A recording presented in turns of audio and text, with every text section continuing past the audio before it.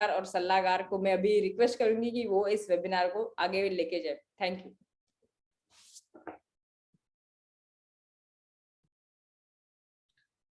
Thank you madam, that was wonderful story. और दोस्तों नमस्कार, मैं डॉक्टर श्याम गोलो फिर से एक बार आपका इस ट्रेनिंग सेशन में स्वागत करता हूं। मैं आशा करता हूं कि आप सभी लोग स्वस्थ हैं और आप अपने साथ अपने परिवार का, यानी घर का परिवार और एमसीएल परिवार दोनों का ख्याल रख रहे हैं। मैं ये भी उम्मीद करता हूं कि आप सभी लोग 1 घंटा बहुत अच्छी एक्सरसाइज कर रहे हो, अपने हार्ट अपने लंग को मजबूत कर रहे हो और अपनी इम्यूनिटी को बढ़ा रहे हो। तो चलिए शुरुआत करते हैं आज के टॉपिक से। दोस्तों, किसी भी क्षेत्र का अगर विकास करना है, कोई भी एरिया अगर डेवलप करना है, तो बहुत जरूरी होता है वहां इंफ्रास्ट्रक्चर का डेवलप होना। इंफ्रास्ट्रक्चर यानी क्या?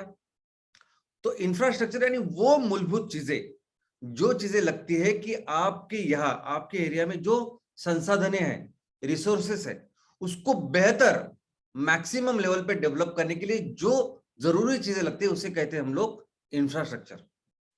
सबसे पहले जो इंफ्रास्ट्रक्चर है वो है ट्रांसपोर्टेशन, रोड, रेल। दूसरी है एनर्जी, ऊर्जा। तीसरा है पानी। और है सोशल इंफ्रास्ट्रक्चर। सोशल इंफ्रास्ट्रक्चर में क्या आता है? तो एजुकेशन, स्कूल, मेडिकल फैसिलिटी, ये सब। और आज की तारीख में तो डिजिटल इंफ्रास्ट्रक्चर भी बहुत महत्वपूर्ण हो गया है। यानी आप जहां रहते हो वहां डिजिटल, आपका जो कंप्यूटर है, बाकी डिजिटल जो इंफॉर्मेशन वो कितनी फास्ट आ रही है, ये सब कुछ। तो ये सब कुछ जहां जहां हम लोग उपलब्ध करके दे, तो वहां उस जगह की जो रिसोर्सेस है वो बहुत बेहतर डेवलप होते हैं, वो रीजन डेवलप हो सकता है। तो पूरे दुनिया में सभी देश इसी के लिए काम करते हैं। दोस्तों, अभी ट्रांसपोर्टेशन की जब बात करें, क्योंकि वो एरिया कनेक्ट होना चाहिए बाकी की सभी एरिया से, ओके, तो उसके लिए जरूरी जो इंपॉर्टेंट चीजें है वो एक है रास्ता और दूसरी है ट्रेन, जो सबसे ज्यादा जिसका उपयोग होता है। अब इन दोनों के, रास्ते के और जो ट्रेन है, जो रेलवे है, इन दोनों के अपनी अपनी खूबियां हैं और अपने अपने लिमिटेशंस भी है। रास्ता ऐसी चीज है कि रास्ता आप कहाँ भी आपको लेके जा सकता है, पहाड़ी इलाका हो, कोई भी इलाका हो, वहां रास्ता लेके जा सकता है। रास्ते जो होते हुए वो रास्ते बहुत इजी, यानी बहुत कम खर्च में बनते हैं और आसानी से हम लोग उसको बना सकते हैं। वैसे रेल का नहीं है। रेल के लिए बहुत ज्यादा कैपिटल कॉस्ट लगता है। लेकिन अगर किसी चीज को डेवलप होने के लिए सिर्फ आप बिजनेस एंगल से देख रहे हो, किसी चीज को अगर आपको आर्थिक, औद्योगिक दृष्टया अगर उसको विकसित करना है, तो सबसे ज्यादा, आई मीन रोड से भी, या रोड से ज्यादा नहीं बोल सकते, लेकिन इतना ही इंपॉर्टेंट जरूरी है ट्रेन, रेलवे। दोस्तों, रेलवे बहुत एफिशिएंटली किसी भी चीजों को वहां से वहां तक लेके आ सकता है और वहां से लेके जा सकता है। अगर किसी भी चीज को औद्योगिक दृष्टया, इंडस्ट्रियल डेवलपमेंट अगर हमें करना है, तो वहां तक रॉ मटेरियल लेके जाने के लिए बहुत बड़ी मात्रा में रेलवे बहुत अच्छी काम करती है। लोगों को अगर फास्ट और एफिशिएंट ट्रांसपोर्टेशन चाहिए, तो रेल बहुत अच्छा काम करती है। वहां का तैयार हुआ माल अगर लेके जाना है फास्ट, तो रेल अच्छा काम करती है। सेफ्टी में रेल रोड से बेहतर है। और अगर वेदर है, मौसम की बात करें, तो बहुत बार ऐसा होता है कि खराब मौसम के कारण रोड वगैरह थोड़े से अफेक्ट हो सकते हैं, लेकिन मौसम के कारण सबसे कम अफेक्ट होने वाला अगर कोई ट्रांसपोर्टेशन का माध्यम है, तो वो है रेलवे। और दोस्तों, हम सबको पता है कि हमारे देश में रेलवे किसने लाई? हमारे देश में रेलवे लाई अंग्रेजों ने। हम सभी जो जानते हैं क्यों लाई अंग्रेजों ने रेलवे।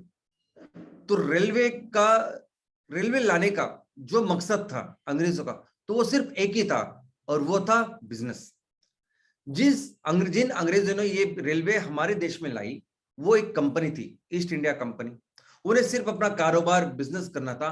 तो एक ही सिर्फ चीज की वजह से, एक ही मकसद से, लक्ष्य से उन्होंने इस रेलवे को हमारे देश में इंट्रोड्यूस किया, और वो लक्ष्य, वो मकसद था बिजनेस करना।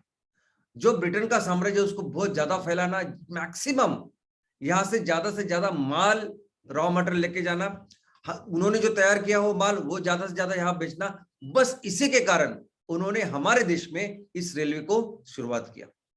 और आपको क्या लगता, ये जो उन्होंने, जो उनके बंदर थे, पोर्ट्स, यानी बंबई, कलकत्ता और मद्रास, ये 3 वो पोर्ट्स थे कि जो डायरेक्टली इंग्लैंड से कनेक्टेड थे।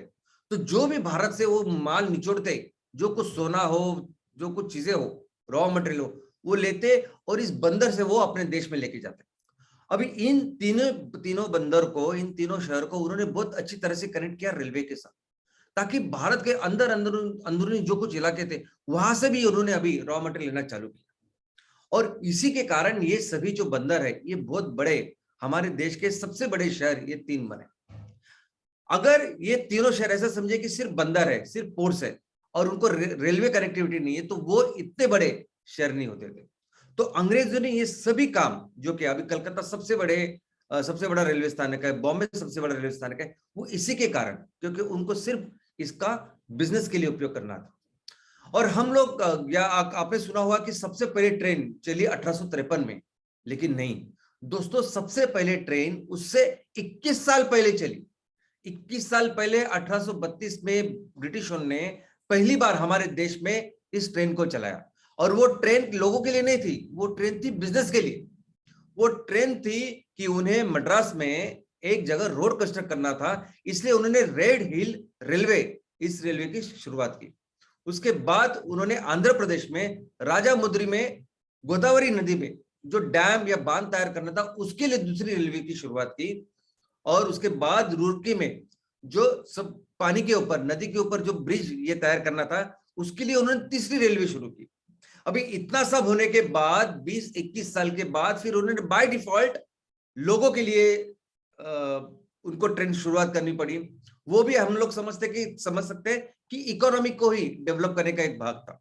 तो सबसे पहले लोगों को लेकर ट्रेन, या पहली पैसेंजर ट्रेन, वो चली बंबई से ठाणे तक। बंबई में बोरीबंदर करके एक एरिया है जिसे विक्टोरिया टर्मिनस या विटी कहते थे, और आज इसको सीएसटी कहते हैं।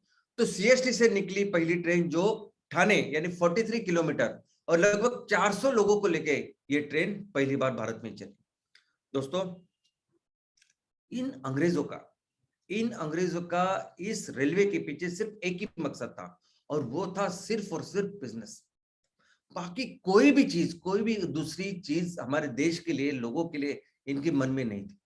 ज्यादा से ज्यादा raw material, east India company, जैसे हमने देखा कि ये किसी सरकार ने शुरुआत नहीं की थी, एक प्राइवेट कंपनी थी जो आई थी यहाँ ज्यादा से ज्यादा बिजनेस करने के लिए।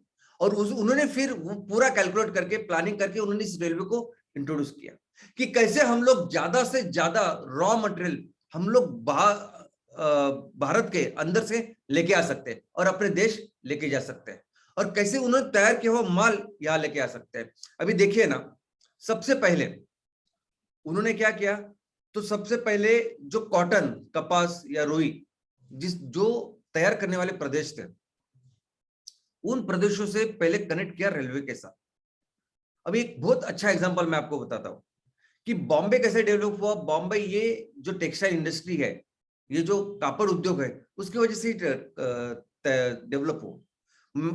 ब्रिटिश लोग मैक्सिमम जो रुई कपास है वो इस बॉम्बे में लेके आते थे। उसी की वजह से बॉम्बे में बहुत सारी जो कपड़े की मिले वो भी बनी, और उन्होंने देखा कि हर कोई जो प्रदेश है जो ये रुई बनाता हो, उसको अच्छी तरह से रेलवे के साथ कनेक्ट करे। तो अभी महाराष्ट्र में अगर आप देखोगे तो महाराष्ट्र में बॉम्बे है, और इस महाराष्ट्र में विदर्भ करके एक एरिया है कि जहां ज्यादा से ज्यादा कपास तैयार होता है।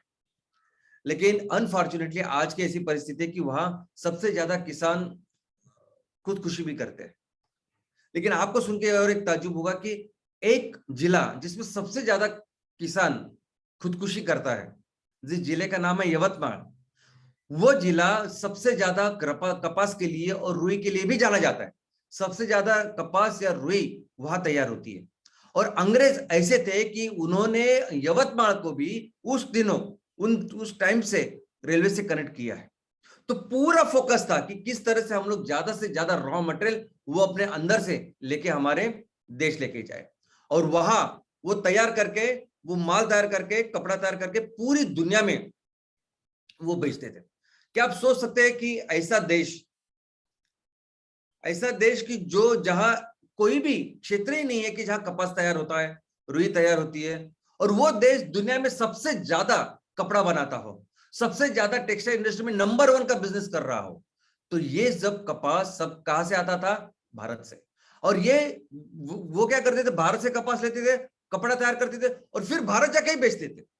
तो इस तरह से उन्होंने अपनी इकोनॉमी को पूरी तरह ये इसका ज्यादा से ज्यादा एक्सप्लॉयटेशन इस रेलवे के तहत किया दोस्तों। और ये रेलवे बिल्कुल ही लोगों के लिए नहीं थी, यानी लोगों के लिए जब इसकी सुविधा शुरुआत हुई तो उसके जो टिकट के उसके जो किराया था वो इतना ज्यादा था क्योंकि नॉर्मल सामान्य लोगों के लिए था ही नहीं।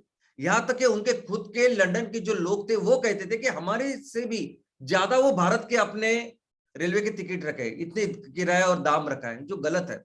तो ब्रिटिशों ने, अंग्रेजों ने ये जो रेलवे लाई वो बिल्कुल लोगों के लिए नहीं थी। लेकिन सबसे बुरा काम या सबसे बुरा अंजाम अगर इस रेलवे का भारत के ऊपर कुछ हुआ होगा तो वो हुआ कि ऐसा भारत जो दुनिया की सबसे बड़ी इकोनॉमी था। क्योंकि क्या होता था कि रेलवे के पहले ये सभी जो ब्रिटिश लोग थे वो राजा रजवाड़े से मिलते थे, और उन दिनों का ट्रांसपोर्टेशन क्या था, उन दिनों ट्रांसपोर्टेशन सिर्फ बैलगाड़ी थी, घोड़ा गाड़ी थी, यही सब कुछ था। तो क्या चल रहा था कि अंग्रेज इन राजा महाराजों के साथ रहते थे, लेकिन गांव की हमारी ग्रामीण जो अर्थव्यवस्था थी वो वैसी बरकरार थी। हमारा हर गांव, हर खेड़ा हो, वो अपनी खेती बाड़ी करता था और आत्मनिर्भर था। लोग खा के पी के एक स्वस्थ रहते थे, उसमें इतना कुछ ज्यादा फर्क नहीं पड़ता था। लेकिन जैसे रेलवे चालू हुई, इन लोगों ने, अंग्रेजों ने गांव में जो भी चीज बनती थी, जो भी चीज मिलती थी, वहां उनको नोच लिया और अपने देश लेके गए।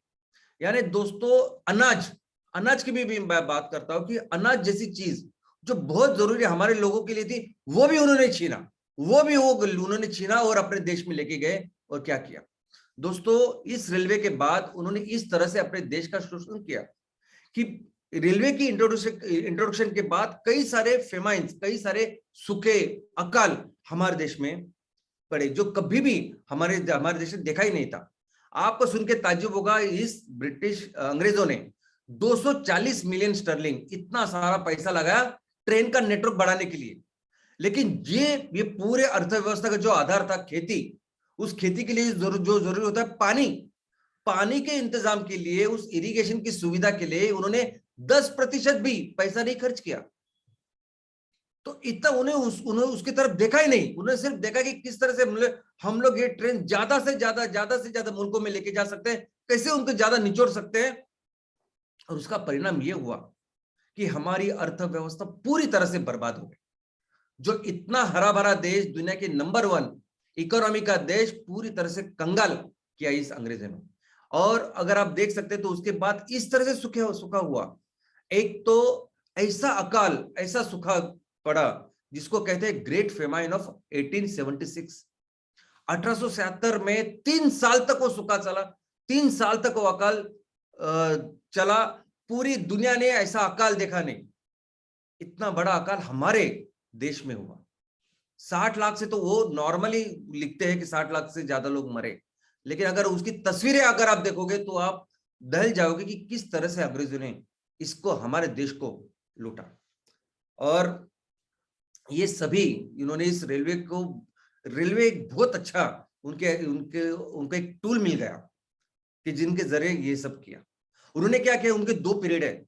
एक पीरियड था जब से इंट्रोडक्शन हुआ इस रेलवे का, तब से लेके 1920 तक।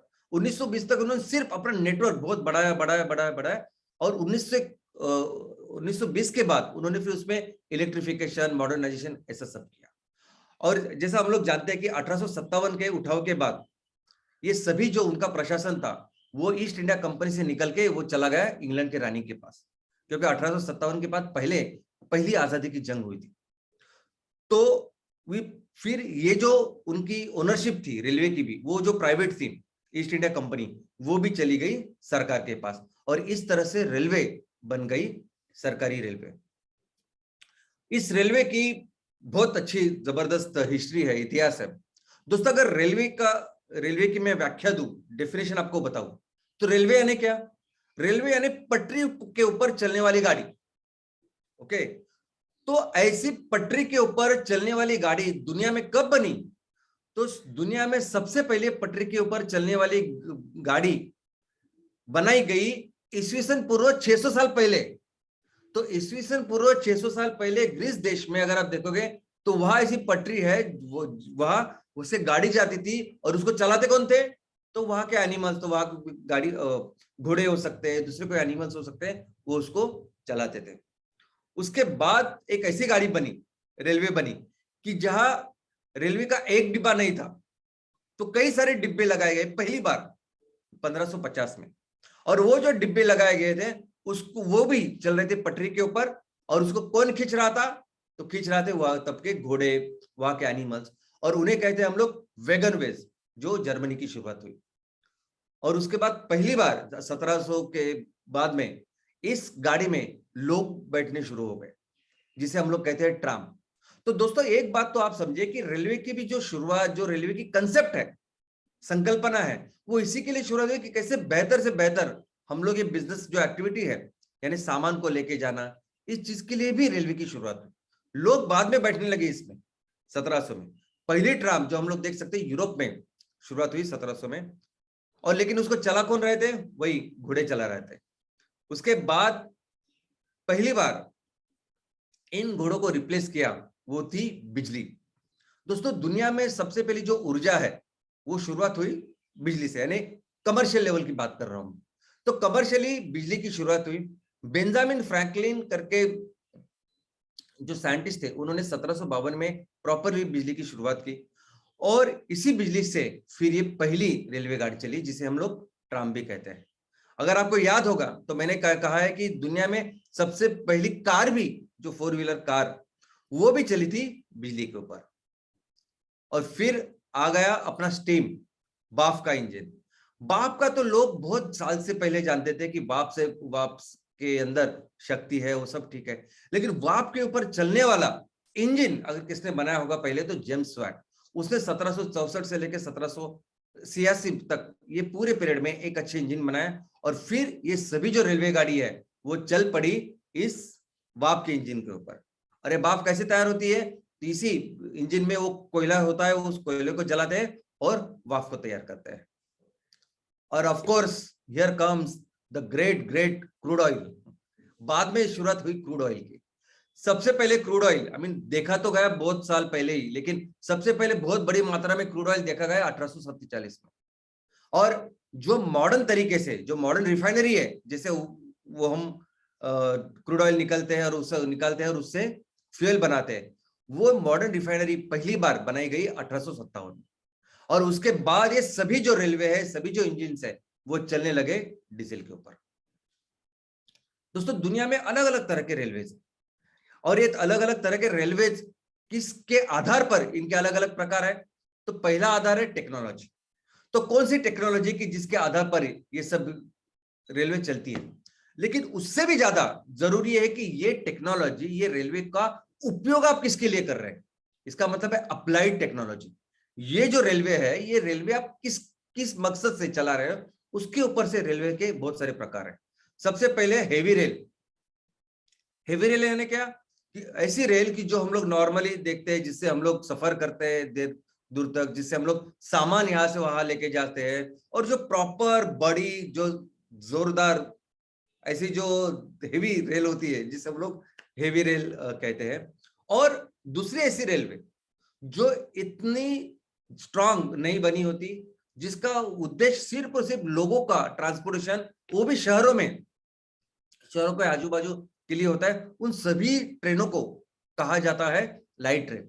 अभी ये जो होती है लाइट रेल, ये अभी नॉर्मली जो हम लोग लोकल, हमारे मेट्रो, ये सब जो देखते हैं, मेनो रेल, ये सभी चीजें आती है लाइट रेल में। इसके अलावा है इंटरसिटी रेल, इसके बारे में भी आपने सुना होगा। अभी इंटरसिटी रेल ने ऐसी रेलवे जो दो शहरों के बीच में चलती है, और वे दो शहरों के बीच में जो अंतर है वो ज्यादा नहीं होता, 200 किलोमीटर तक होता है। अभी दिल्ली से लेके बरेली है, या मुंबई से लेके पूना, ऐसे कई सारी ट्रेनें चलती हैं। हर चीज, आई मीन कलकत्ता हो, बैंगलोर हो, तो ये सभी जो रेलवे है उनको इंटरसिटी रेल कहा जाता है। इसके अलावा next is high speed rail. ऐसी रेलवे जो 300 किलोमीटर प्रति घंटा या उससे भी ज्यादा तेज चलती है, उसको हाई स्पीड रेल कहते हैं। हेरिटेज रेल, ऐसी रेलवे कि जो सिर्फ हम लोगों ने अपने एक धरोहर है, अपनी एक संस्कृति है या अपने कल्चर है, उसके हिसाब से हमने ऐसे ही अभी तक उसको चला रहे हैं हेरिटेज करके, तो उसे हम लोग हेरिटेज रेल कहते हैं। और भारतीयों का रेलवे के ऊपर इतना प्यार है कि कई सारी हेरिटेज रेलवे आज अपने देश में चल रही है। उसके आगे है मोनोरेल। मोनोरेल है, आप देख सकते हैं कि उसका जो ट्रैक होता है, वो जो पटरी होती है, वो पटरी दो अलग नहीं होती, तो एक ही ऐसे सिंगल पटरी होती है जिसके ऊपर वो ट्रेन चलती है, और ये अभी हमारे देश में मुंबई में उपलब्ध है। नेक्स्ट है रैक रेलवेज। अभी रैक रेलवेज यानी क्या, तो आप देख सकते हैं कि यहाँ दो पटरी के बीच में और एक पटरी होती है। वो क्यों होती है, क्योंकि ये रैक रेलवेज यानी ऐसी जगह पे इसका उपयोग होता है कि जो बहुत तीव्र उतार के है, स्टीप, जैसे कोई पहाड़ से अगर रेलवे नीचे आ रही है तो हो सकता है कि वो बहुत जोर से नीचे आए और एक्सीडेंट हो जाए, तो वो धीरे धीरे आए और वो प्रॉपर जमीन से लग के रहे, इसलिए रैक रेलवे होती है, जिसके अंदर बीच में जो पहिया होता है, यानी दो पटरी के बीच में और एक जो पटरी होती है, वो पटरी और उसके जो इंजन होते हैं उसके साथ वो कनेक्टेड रहती है और ट्रेन को हमेशा सुरक्षित रखती है। नेक्स्ट है टूरिस्ट रेलवे। दोस्तों शायद आपको पता नहीं, लेकिन दुनिया के सबसे आलीशान, सबसे लग्जरियस, सबसे जबरदस्त ऐसी रेलवे, ऐसे टूरिस्ट रेलवे अगर कहीं है तो वो अपने भारत में। दोस्तों भारत में कुछ ऐसी रेलवे है कि जो सिर्फ और सिर्फ पर्यटन के लिए चलाई जाती है, जिसमें डेक्कन ओडिसी है, जिसमें पैलेस ऑन व्हील्स है, जिसमें अभी महापरिनिर्वाण या ऐसे रेलवे, ऐसे 7 तरह की रेलवे है, और इसके जो भाड़े हैं वो बहुत ज्यादा है, लाखों की तादाद में है। और आप देखोगे तो ये बहुत हमेशा मैक्सिमम टाइम फुल होती है, और मैक्सिमम फॉरेनर्स भारत में ये सिर्फ टूरिस्ट रेलवे के लिए आते हैं। इसके आगे है अर्बन रेल ट्रांजिट, यानी शहरों में सिर्फ लोगों की यातायात के लिए जो लोकल ट्रेन, जो लाइट रेल जो काम करती है, उसे अर्बन रेल ट्रांजिट ऐसा नाम दिया गया है। और इसमें अर्बन रेल ट्रांजिट में ये सभी आते हैं, जो लोकल भी आती है, मेट्रो भी आते हैं, मोनोरेल भी आती है। इसके अलावा और एक ट्रांजिट रेल है, अभी इसको रैपिड ट्रांजिट रेल कहते हैं। अभी ये रेल लाइनें क्या होती है, ये रेल लाइनें समझिए कि एक सपोर्टिव सिस्टम रहते हैं। नॉर्मल जो एक व्यवस्था होती है, जो नॉर्मल ट्रेन होती है, बाकी कुछ चीजें होती है, उसको सिर्फ एक सपोर्टिंग करके ये रैपिड ट्रांजिट रेल इसको कहते हैं, कि जो बहुत फास्ट रैपिडली लोगों को एक जगह से दूसरी जगह लेके जा सकती है। अभी इसका एग्जांपल दिल्ली में, अभी दिल्ली में अगर आप इंटरनेशनल एयरपोर्ट से निकलोगे बाहर, तो वहां ये रैपिड ट्रांजिट रेल रहती है। तो जैसे आप एयरपोर्ट से निकले तो आपको इस ट्रेन में पकड़ जाना है, और वहां से फिर वो ट्रेन इमीडिएटली आपको जो मेन वहां का मेट्रो है, बाकी की चीजें है, स्थानक है, वहां आपको लेके जाती है। उसके अलावा और एक है एलिवेटेड रेलवे जिसे कहते हैं। अभी एलिवेटेड रेलवे यानी क्या, तो जैसे दोस्तों हमारे यहाँ रास्ते होते हैं, सड़कें होती है, तो सड़कें के ऊपर कुछ हम लोग ब्रिज बनाते हैं और वहां से ऊपर से गाड़ियां चलती है, वैसे ही सेम है। तो ये जो ब्रिज बनता है ये ट्रेन के लिए बनता है, तो ऐसी ब्रिज के ऊपर जो चलने वाली ट्रेन है, जो रेलवे, उसे एलिवेटेड रेलवे कहते हैं। अभी ये ट्रेनें हम लोग देख सकते हैं कि हमारे यहाँ जहां जहां मेट्रो है, मैक्सिमम मेट्रो ये अभी एलिवेटेड रेलवेज है। इसके अलावा है केबल रेलवे। केबल रेलवे यानी ऐसी रेलवे की जो केबल के ऑफकोर्स पटरी पे रहती है, लेकिन उसके साथ केबल भी होती है जो उनको खींचती है। हमारे यहाँ कई सारे ऐसे धार्मिक क्षेत्र है जो पहाड़ों के ऊपर है, तो उनको वहां जैसे जाना हो तो इस रेलवे बहुत सारी जगह पे अभी शुरुआत हुई है। इसके अलावा है ट्रामवे। ऑफ कोर्स हमारे यहाँ कलकत्ता में आज भी ट्रामवे चलती है, और दुनिया में कई सारी जगह पे ट्रामवे चालू है। नेक्स्ट है माउंटेन रेलवे। कुछ हमारे ऐसी रेलवे है जिसे जो हेरिटेज रेलवेज है, जो पहाड़ों के ऊपर चलती है, लेकिन ऐसे ट्राम है उसके जैसे नहीं चलती, तो ऐसे धीरे धीरे करके अपनी चलती है, नैरो गेज रहती है। ऐसे कई सारे हेरिटेज रेलवे हमारे देश में है, नीलगिरी, दार्जिलिंग, ऐसी जगह पे सब ट्रेन। तो चलिए अभी इसके बाद आते हैं हमारे देश के रेलवे के ऊपर। तो मैं आपको बताना चाहता हूं कि हमारे देश का जो भी आर्थिक विकास हम लोग कर रहे हैं, हो रहा है, अभी तक हुआ है, इस सब में हमारे इस रेलवे का बहुत बहुत बहुत ज्यादा योगदान है। हाँ दोस्तों, जितने भी औद्योगिक क्षेत्र, जितना भी बिजनेस के सेंटर्स अगर आप जो देख रहे हैं, they are very good, very well connected with railways. और ये रेलवे ही जिम्मेदार है कि जिसकी वजह से हम लोग इतने फास्ट प्रगति कर सकते हैं। जो भी सेंटर आज की तारीख में आप अपने राज्य में देख रहे हो, आजू बाजू देख रहे हैं, ये उस सभी चीजों में अपने रेलवे का बहुत बड़ा योगदान है। क्योंकि एक तो क्या करती है रेलवे, तो बहुत फास्ट किसी भी चीज को एक जगह से दूसरी जगह लेके जा सकती है, बहुत बड़ी मात्रा में लेके जा सकते हैं। बिकॉज जितनी क्वांटिटी रेलवे एक जगह से दूसरी जगह लेके जा सकती है, तो वो क्षमता किसी में भी नहीं, ना रोड में है, ना हवाई ट्रांसपोर्टेशन में, कहीं भी नहीं, सिर्फ और सिर्फ ट्रेन में है। तो ट्रेन एक काम करती है। दूसरा इंपॉर्टेंट काम क्या करते हैं कि हमारा इतने विशाल देश में अलग अलग चीजें बनती है, अलग अलग जगह पे बनती है, तो वो सभी चीजों को एक जगह लाके उनकी प्राइस की जो स्टेबिलिटी है, जो स्थिरता है, वो रेलवे के कारण आती है। इसके अलावा हमारे यहाँ अलग अलग मैन्युफैक्चरिंग सेंटर्स है, यानी टेक्सटाइल इंडस्ट्री तो सभी एक जगह है।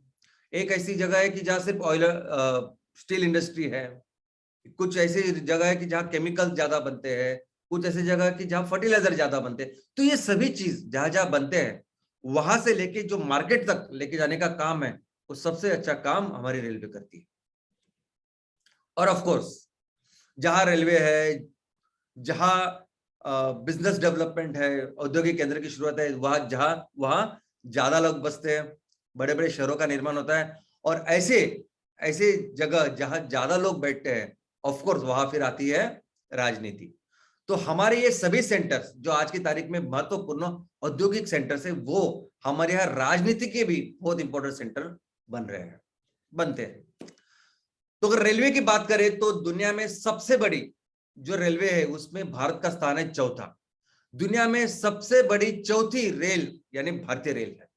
हाँ दोस्तों, सबसे पहली है अमेरिका का, दूसरा है चाइना, तीसरा है रशिया, और चौथे है हम। चौथे क्रमांक पर है भारतीय रेलवे। हमारी रेलवे की जो पूरे जो रूट है वो 67,000 किलोमीटर से भी ज्यादा है। दोस्तों, आपने सुना होगा कि अमेरिका के जो राष्ट्राध्यक्ष है वो हमेशा कहते हैं कि ये अमेरिका नहीं है जिन्होंने रोड्स बनाए, ये रोड्स है, अच्छे रोड्स की जिन्होंने इतनी बलशाली, इतना विशाल अमेरिका बनाया। लेकिन मुझे लगता है कि ये सिर्फ रोड के बारे में नहीं, ये ट्रेन के बारे में भी सही है। क्योंकि वहां अगर आप देखोगे ट्रेन की लंबाई कितनी है, रूट कितने हैं, तो अभी हमने देखा कि हमारे यहाँ कितने हैं, 67,000। रशिया के कितने हैं, तो 80,000 किलोमीटर रूट है। चाइना के देखोगे तो 1,00,000 किलोमीटर रूट है, और अमेरिका के इस चाइना के भी 2.5 गुना ज्यादा, यानी 2.5 लाख किलोमीटर से भी ज्यादा रूट है। तो जो भी औद्योगिक केंद्र, जो भी उनका जो विकास हुआ है, जो बिजनेस डेवलपमेंट हुआ है, उसमें बहुत बड़ा, बहुत बहुत बहुत ज्यादा योगदान इस रेलवे का है। अभी बताइए रेलवे कितनी फास्ट, 300 किलोमीटर की रफ्तार से कोई गाड़ी चल सकती है क्या? इतने सारे लोगों को लेके, इतने सारा सामान लेके एक जगह से दूसरी जगह फास्ट लेके जाने के लिए सिर्फ ये रेलवे है, जिन्होंने अमेरिका को बनाया और कोई जिसने किसी भी देश की इकोनॉमी को आगे बढ़ाया है, और हमारे देश की इकोनॉमी को भी वो आगे बढ़ा रही है। दोस्तों, हमारे यहाँ इसमें से लगभग 36% से ज्यादा मल्टीपल ट्रैक है, यानी 2 या 3 ऐसी पटरियां है, और बाकी के अगर बचे हुए आप देखोगे जहां सिर्फ एक सिंगल ट्रैक होता है, तो ऐसे टोटल जो हमारा ट्रैक है वो 1,26,367 इतना है।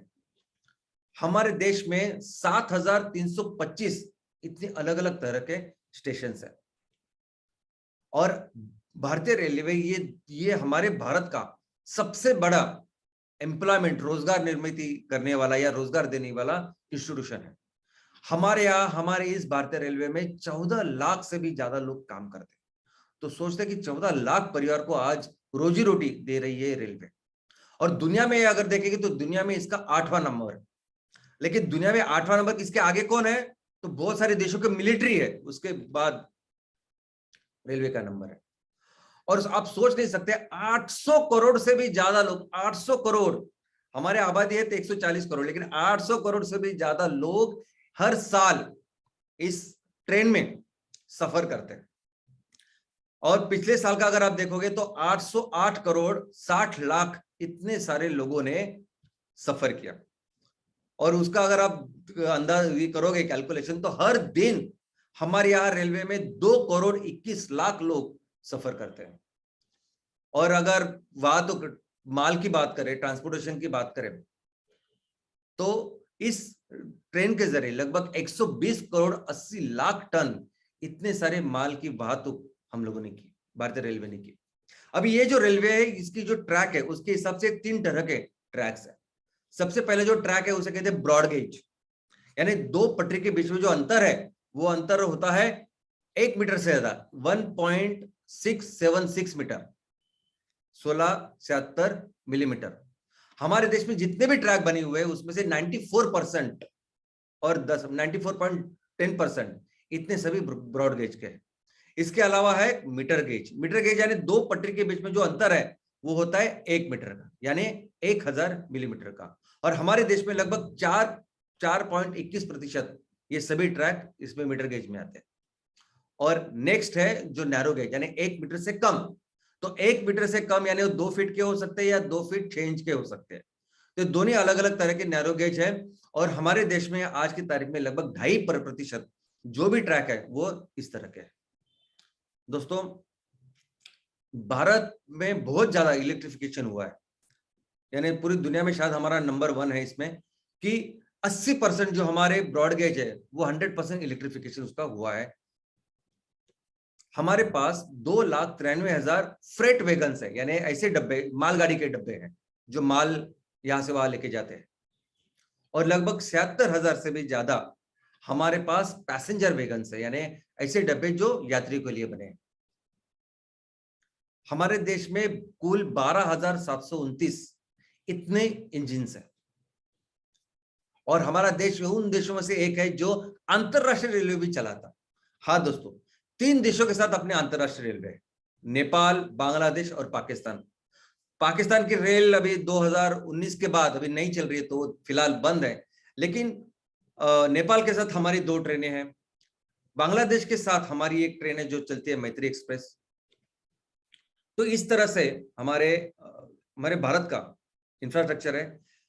डेंसिटी अगर आप देखोगे तो हमारी पॉपुलेशन के हिसाब से अगर आप देखोगे तो 1 लाख पॉपुलेशन के लिए हमारे यहाँ 9.76 किलोमीटर इतना रेल का ट्रैक है।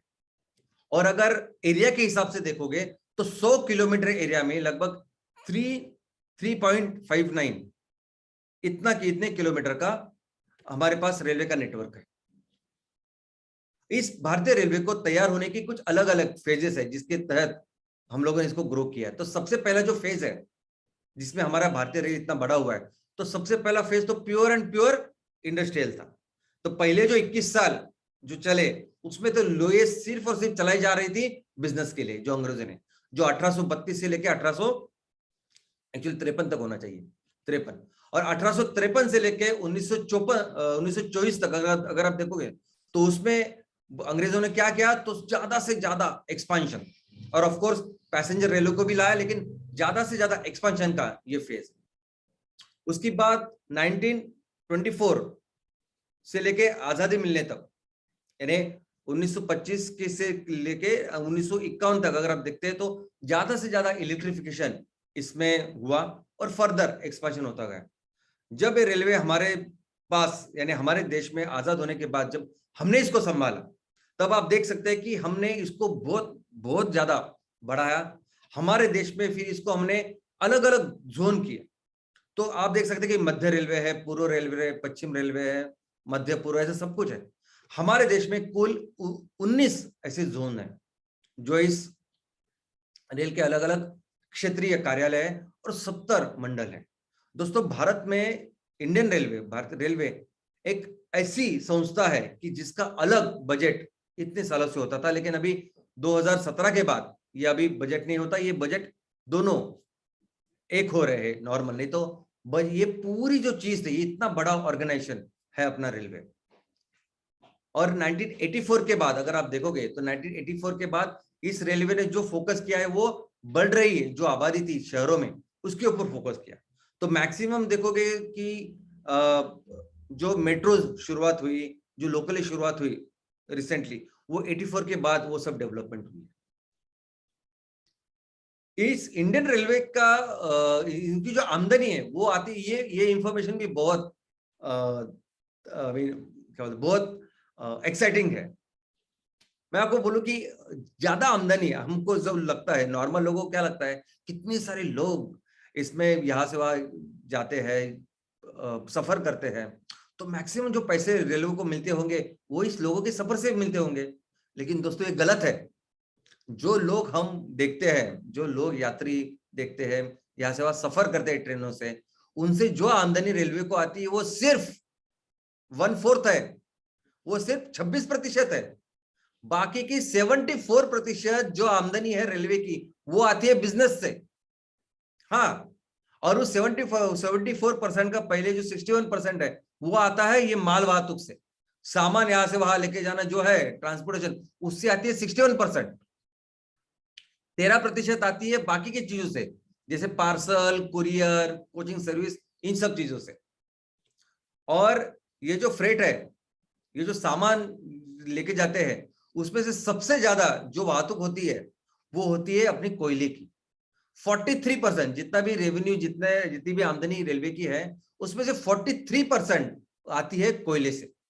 सीमेंट से आती है 8%, फूड ग्रेन यानी हमारे अनाज वगैरह उससे आती है 7%, स्टील और आयरन से आती है 7%, और बाकी की बची हुई।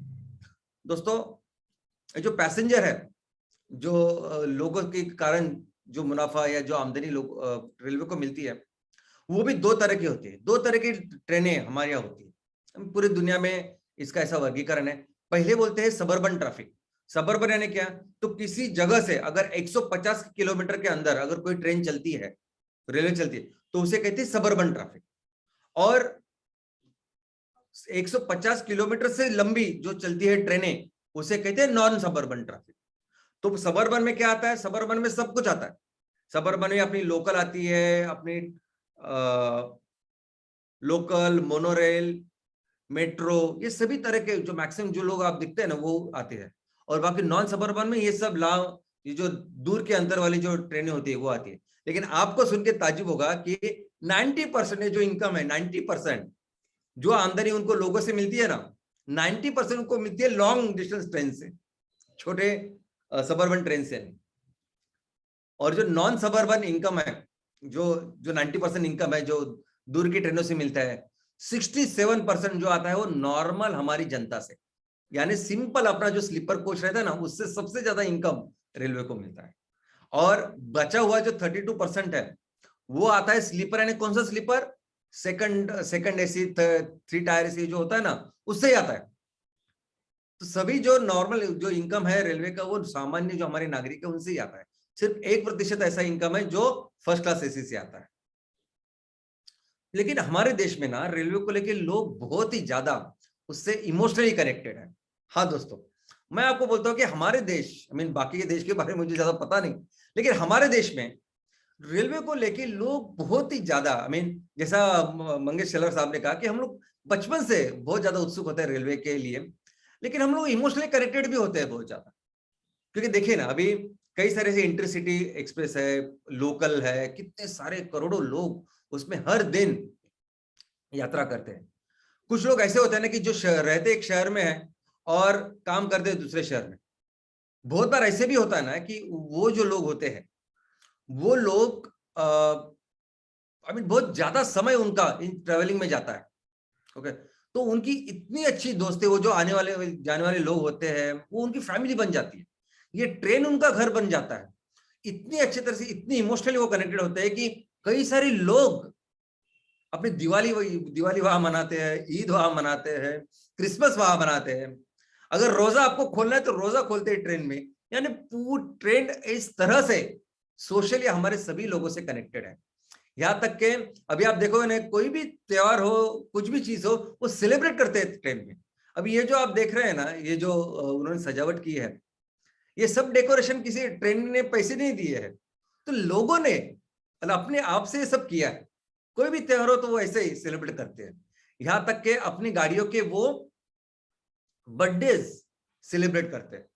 अभी देखो साउथ की तेलंगाना से लेके डेक्कन क्वीन से लेके नॉर्थ की कई सारी ऐसी ट्रेन है कि जहां लोग इतनी अच्छी तरह से इनसे जुड़े हुए हैं दोस्तों। और यही चीज है कि हम लोग इतनी इमोशनली कनेक्टेड है रेलवे से, कि हमने अभी तक वो रेलवे जो सैकड़ों साल से पहले भी चलती थी, वो आज भी हम लोग चला रहे हैं, उसको उतना ही प्यार कर रहे हैं, और इसलिए शायद ज्यादा से ज्यादा हेरिटेज रेलवे भी भारत में है। तो चलिए देखते हैं कि इस रेलवे का रीजनल डेवलपमेंट में क्या असर होता है। दोस्तों, एक बहुत अच्छा एग्जांपल मैं आपको यहाँ देना चाहता हूँ कि किस तरह से रेलवे आने के बाद कोई भी क्षेत्र डेवलप होता है, और उसका बहुत अच्छा एग्जांपल है कोंकण रेलवे। कोंकण रेलवे एक ऐसा रेलवे है कि जो ऑलमोस्ट 756 किलोमीटर इतनी चलती है, जो अपने देश में महाराष्ट्र, गोवा, कर्नाटक इन 3 राज्यों को जोड़ती है। लेकिन जब से ये कोंकण रेलवे की शुरुआत हुई है, क्योंकि पहले तो ये ऐसा पूरा जो क्षेत्र था वो बहुत डिफिकल्ट है, सबसे ज्यादा ब्रिजेस जो ये सभी आई मीन, और इतना टेक्निकली डिफिकल्ट है ये इस रेलवे को बनाना। लेकिन सबसे ज्यादा बोगदे, सबसे ज्यादा ब्रिजेस इसमें है। लेकिन इसकी वजह से जब से ट्रेन आई है, गोवा का पर्यटन का रेवेन्यू बहुत ज्यादा बढ़ा है, कर्नाटक का कारवार, ये सब कुछ बहुत बेहतर डेवलप हो रहा है। महाराष्ट्र का जो निचला जो कोंकण एरिया है, बाकी की जो चीजें है, उसका भी पर्यटन बेहतर हुआ है, बिजनेसेस बहुत बेहतर हुआ है। ये फर्क होता है एक रेलवे से। और फ्यूचर की अगर हम लोग बात करें, तो अगर हम देख रहे हैं कि आने वाले दिनों में भारत की इकोनॉमी अभी बहुत फास्ट ग्रो करने वाली है, हमें अपने देश को तरक्की की ओर लेके जाना है, बहुत फास्ट लेके जाना है, तो उसके लिए बहुत जरूरी है रेलवे। तो भारत सरकार ने भी अभी इसको लेके बहुत ज्यादा सीरियसली और बहुत ज्यादा डेवलपमेंट के प्लान, और सिर्फ प्लान ही नहीं, बहुत ज्यादा लेवल पे अपनी भारत सरकार रेलवे के ऊपर काम कर रही है। भारत सरकार ऑलमोस्ट 54 लाख करोड़ यानी 710 बिलियन डॉलर 2030 तक हम लोग खर्च कर रहे हैं इस भारतीय रेलवे के ऊपर। आपको पता है 710 बिलियन डॉलर यानी 54 लाख करोड़ कितने होते हैं? बहुत ज्यादा होते हैं। ओके, तो इतना सादा अभी ये सभी चीजों को मॉडर्नाइज करने के ऊपर हम लोग खर्चा कर रहे हैं। सबसे पहले तो हम लोग क्या कर रहे हैं, तो ऐसे सभी एरियाज जो अभी तक रेलवे से कनेक्टेड नहीं है उसको हम लोग कनेक्ट कर रहे हैं। तो नए नए रूट्स अभी रेलवे के शुरू हो रहे हैं, उसका काम चल रहा है। कुछ ऐसे रूट्स है कि जिसको आप सोच नहीं सकते। अभी क्या आप सोच सकते हैं कि जम्मू और श्रीनगर ये 2 शहरों में भी मेट्रो शुरू हो रही है? हाँ, और सिर्फ शुरू हो रही है, उसकी प्लानिंग रिपेयर तो पूरा हो गया, अभी उनको इंप्लीमेंटेशन एग्जीक्यूशन भी बहुत फास्ट जोरों शोरों से चल रहा है। उसके अलावा डेडिकेटेड सिर्फ सामान के लिए, बिजनेस के लिए, सामान वाहतुक के लिए ऐसे कॉरिडोर्स बन रहे हैं, ऐसे रेलवे के नए नए ट्रैक बन रहे हैं जो हमारे देश के जो महत्वपूर्ण औद्योगिक केंद्र है उसको कनेक्ट कर रहे हैं। इसमें सबसे इंपॉर्टेंट आई मीन एम्बिशियस अगर कोई प्लान है तो वो है डायमंड क्वाड्रिलेटरल। दोस्तों, आपने एक नाम सुना होगा, गोल्डन क्वाड्रेंगल। गोल्डन क्वाड्रेंगल यानी क्या कि सभी जो मेन हमारे जो 4 सिटी है, जो मेट्रो सिटी है, उसको एक्सप्रेसवे से जोड़ना, यानी रोड से जोड़ना। वैसे ही हमारे 5 ऐसे शहर जो सबसे महत्वपूर्ण है इस बिजनेस डेवलपमेंट के लिए, उसको एकदम हाई स्पीड रेलवे, यानी वो रेलवे सिर्फ लोगों के लिए नहीं, ऑफ कोर्स बिजनेस के लिए भी, इस बिजनेस के लिए हाई स्पीड से जोड़ना, ये बहुत ही एम्बिशियस प्रोग्राम हमारी सरकार अभी कर रही है, जिसका नाम है डायमंड क्वाड्रिलेटरल। और इसमें दिल्ली, मुंबई, चेन्नई, कलकत्ता से के साथ बीच में जो नागपुर है वो भी कनेक्टेड है। और आप देख सकते हैं कि कितना सारा किलोमीटर है, और उसके बीच में 2 बड़े शहरों के बीच में कई सारे ऐसे इंडस्ट्रियल एरियाज है, उससे भी ये रेल जाने वाली है, और पूरा जो इंडस्ट्रीज को लगता है सामान वो लेके जाने वाली है। आज के अभी के जो एग्जिस्टिंग ट्रैक्स है उसको भी हम अभी हमारी सरकार high speed passenger, high speed freight corridor ये सब कर रहे हैं, और इन ट्रेन को बहुत जल्द अपग्रेड कर रहे हैं। जो नॉर्मल जो पैसेंजर और बाकी की ट्रेनें उसको भी हम लोग अपग्रेड कर रहे हैं सेमी हाई स्पीड रेल के साथ। और एक नई चीज है, यानी जो स्ट्रेटेजिक रेल्स। दोस्तों, हमारे देश की सुरक्षा के लिए भी कई नए ट्रैक बनाए जा रहे हैं, ऐसे ट्रैक कि जो समय पड़ने पर हमारे जवान बहुत जल्दी वहां तक पहुंच सके। तो हमारे बाजू वाले, हमारे जो बाकी के देश है जो जिसके बारे में आपको पता है, चाइना है, पाकिस्तान है, नेपाल, तो इनको लगभग 14 नए रूट्स जो सिर्फ और सिर्फ हमारी रक्षा करने के लिए, हमारे देश के लिए हम लोग बना रहे हैं। इसके अलावा कई सारे जगह पे डबल ट्रैक अभी हम लोग डाल रहे हैं, कि हमने देखा कि 36% सिर्फ डबल ट्रैक है और बाकी के सिंगल ट्रैक है, तो उसको अभी हम लोग सब डबल ट्रैक कर रहे हैं। उसके अलावा कई सारे स्टेशन है जिसको हम डेवलप कर रहे हैं, रीडेवलप कर रहे हैं, जहां यात्रियों के लिए ज्यादा अच्छी सुविधा है, सेफ्टी के ज्यादा मेजर्स है, ये सब कुछ इसमें है।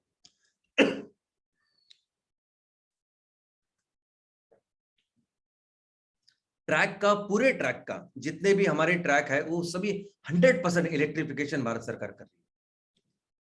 उसके अलावा ये सभी जो मीटर गेज है या छोटे नैरो गेज है उस सभी को हम ब्रॉड गेज में कन्वर्ट कर रहे हैं। ट्रैक रिन्यूअल, बहुत सारे ऐसे रूट्स है कि जो अंग्रेजों ने डाले हुए हैं, अभी उसको पूरी तरह से 100% हम रिप्लेस कर रहे हैं नए ट्रैक के साथ। और यात्रियों की सुविधा के लिए बहुत बेहतर से बेहतर हम लोग सेफ्टी भी लेके आ रहे हैं। ऐसी सिस्टम्स, अद्ययावत जो सिस्टम है, जो मॉडर्न टेक्नोलॉजी, उसका भी हम लोग इस्तेमाल कर रहे हैं हमारी इस नए भारतीय रेलवे में। दोस्तों, अभी इस रेलवे का एक बहुत ही संबंध, बहुत ही गहरा नाता, रिश्ता होने वाला है एमसीएल के साथ। हाँ, जिस विजन और मिशन को लेके हमारा सभी परिवार, एमसीएल परिवार अभी काम कर रहा है, उस मिशन के लिए बहुत बहुत जरूरी है इंडियन रेलवे। और इन दोनों के साथ, रेलवे के साथ हम लोग बहुत बेटर काम अभी आने वाले दिनों में करने वाले। सबसे पहले मैं आपको बता दूं कि हमारा कोर काम क्या है। एमसीएल कौन सी कंपनी है? बेसिक, तो बेसिक हम लोग है ऑयल एंड गैस कंपनी, हम लोग कहते हैं renewable oil and gas company. तो इस ऑयल एंड गैस, या हम जिस ऊर्जा क्षेत्र में हम लोग हैं, तो उस ऑयल एंड गैस का सबसे बड़ा खरीदार कोई है सिंगल, तो वह इंडियन रेलवे। इंडियन रेलवे हमारे देश का सबसे बड़ा सिंगल लार्जेस्ट कंज्यूमर है डीजल का, ऊर्जा का, फ्यूल का। अगर आप नंबर्स देखोगे तो पिछले साल हर दिन ऑलमोस्ट 65 लाख लीटर इतना डीजल रेलवे को लगता है।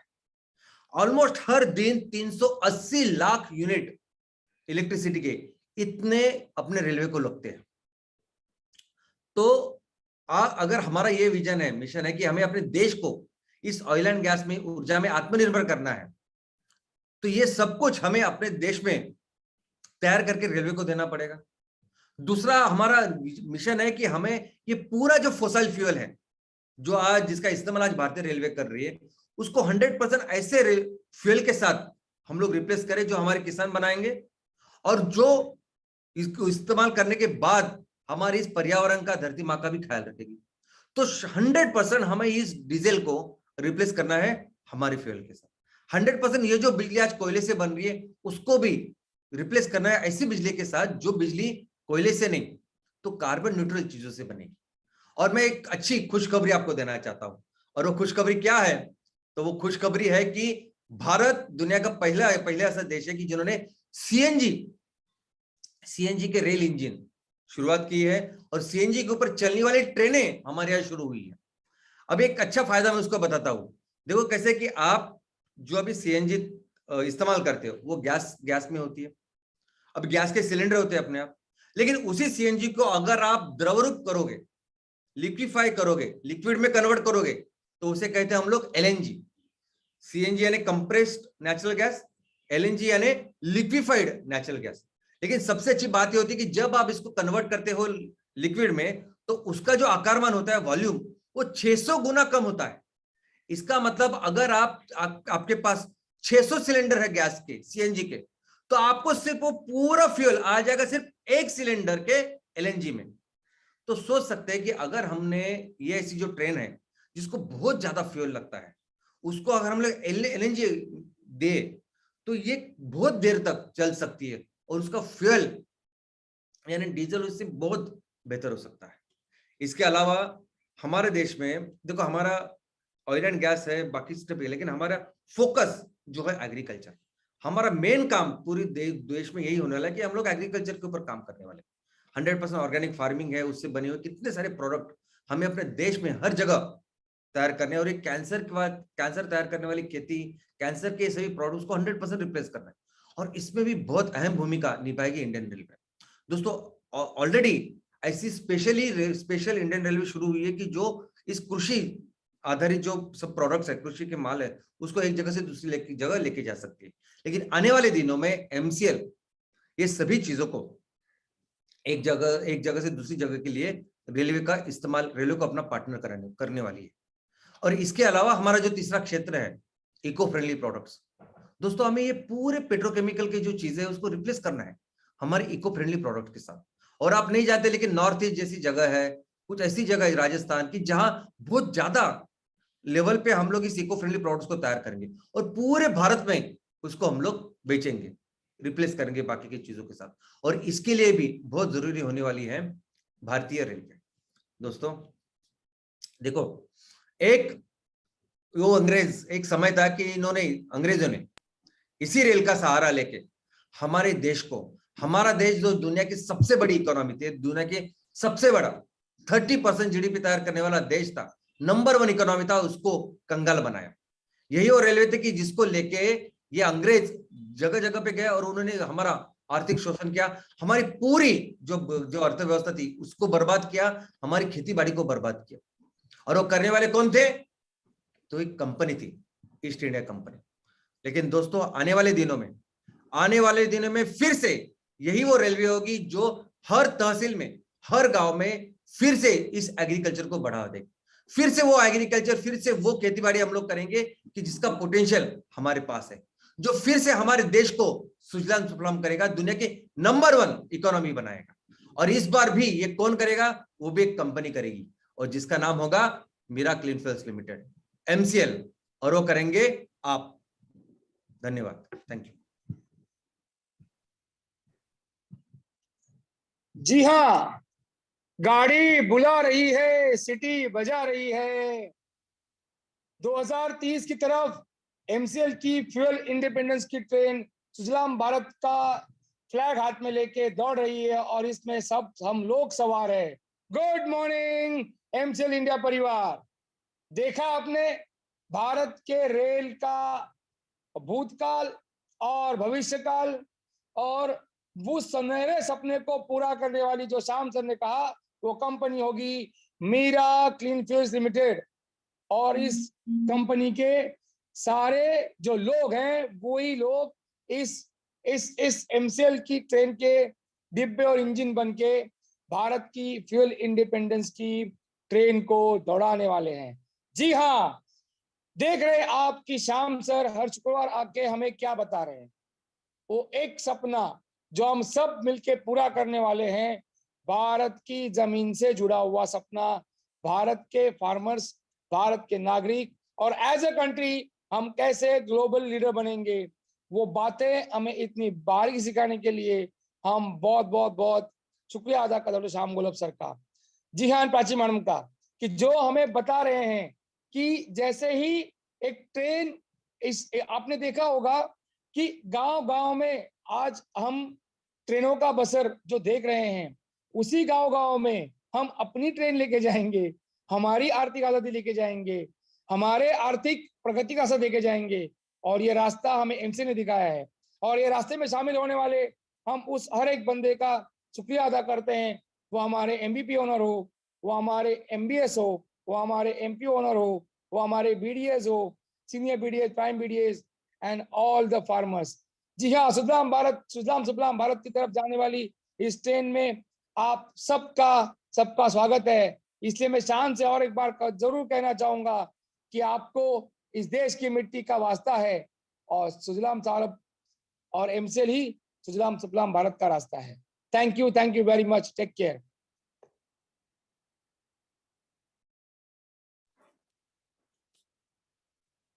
Thank you very much doctor Lavesh sir, शुक्रिया फिर एक बार ये सारी बातें हमसे शेयर करने के लिए, शुक्रिया, thank you very much. And मैं शुक्रिया अदा करना चाहूंगा प्राची मैम का, जिन्होंने आज फिर एक बार हमें जो स्टोरी शायद हम रोजाना देखते हैं और वो है मैकडॉनल्ड्स, लेकिन हम उसकी तरफ सिर्फ एक फास्ट फूड सेंटर करके देखते हैं, लेकिन उसके पीछे की स्टोरी जो कि किसी को पता नहीं है। और उसमें से जो उसके नायक है, जिन्होंने उस बर्गर को नहीं लेकिन रियल एस्टेट का बिजनेस करके किस प्रकार से इतने सारे देशों में अपने अस्तित्व को बनाए रखा है, उसके बारे में जानकारी देने के लिए बहुत बहुत बहुत शुक्रिया, thank you very much. And yes, इसीलिए कहते हैं कि जो विजनरी होते हैं वो दूर की सोचते हैं, और इसीलिए इतने सालों के बावजूद आज भी मैकडॉनल्ड्स इसी तरह से बढ़ रहा है और देश विदेश में अपना व्यवसाय भी कर रहा है। आने वाले दिनों में एमसीएल भी इसी प्रकार से सिर्फ अपने देश में ही नहीं बल्कि पूरे विश्व में फैल जाएगा अपने अनोखे बिजनेस मॉडल के साथ में। Thank you very much once again Prachi ma'am for sharing this wonderful insight. And दोस्तों, मैं यहाँ पर आप लोगों से रिक्वेस्ट करना चाहूंगा कि कृपया चैट बॉक्स में दी गई लिंक के ऊपर जाकर आपका फीडबैक हमारे साथ शेयर कीजिए। और अब शुक्रिया अदा करने का वक्त हो चुका है उस इंसान का जो हमेशा कुछ नया कुछ अनूठा लेकर आते हैं। इंडियन रेलवे, शायद आज हम ये सोच रहे थे कि क्या होगा, हम क्या करने वाले हैं, लेकिन 200 साल का जिस इंडियन रेलवे का इतिहास है, कल जाके इस इंडियन रेलवे की ही मदद से हम अपने व्यवसाय को कैसे बढ़ा सकते हैं, न कि सिर्फ उसकी सर्विस लेकर बल्कि उसे सर्विस देकर भी हम इस व्यवसाय को और एमसीएल परिवार को भी और समृद्ध कर सकते हैं। ये थॉट रखने वाले हमारे डॉक्टर श्याम सर, आपका दिल से धन्यवाद अदा करना चाहता हूं, क्योंकि जी हाँ दोस्तों, ये सारी बातें शायद हम शायद रोजाना अपनी जिंदगी में रेलवे का उपयोग तो करते हैं सफर के लिए या फिर किसी सामान के आवागमन के लिए, लेकिन शायद हो सकता है कि हमने कभी इस नजरिए से इसकी तरफ देखा ही नहीं जो बात आज हमें श्याम सर ने बताई है। तो शुक्रिया श्याम सर, फिर एक बार इस प्रकार से बिजनेस को नए नए आयाम देने के लिए हम आपका दिल से शुक्रगुजार है। पूरे एमसीएल परिवार की ओर से मैं आपका शुक्रिया अदा करता हूं और शुक्रिया अदा करना चाहूंगा मैं आप सभी का, सारे BDAs, prime BDAs, MPO, MBS, MVP, channel partners और हमारे सभी स्टेक होल्डर्स जिन्होंने विश्वास रखा है एमसीएल के ऊपर और एमसीएल के मिशन के साथ चल रहे हैं। दोस्तों, आप सभी लोगों का मैं दिल से धन्यवाद अदा करता हूं। Thank you very much. और शुक्रिया अदा करना चाहूंगा मैं पूरी एमसीएल टीम का। Thank you very much. दोस्तों, इसी के साथ मैं फिर एक बार यह आप लोगों को आह्वान करता हूं कि कृपया चैट बॉक्स में जाकर इस लिंक के ऊपर जाकर आप आपका फीडबैक हमें भेज दीजिएगा। मैं मंगेश शेलार, आपका होस्ट, इसी के साथ आपसे रिक्वेस्ट करता हूं या दरख्वास्त करता हूं कि कृपया आपका, अपने परिवार का और पूरे एमसीएल परिवार की सेहत का ख्याल रखिए। हम फिर एक बार जल्दी मिलेंगे कुछ नए टॉपिक के साथ। तब तक के लिए धन्यवाद।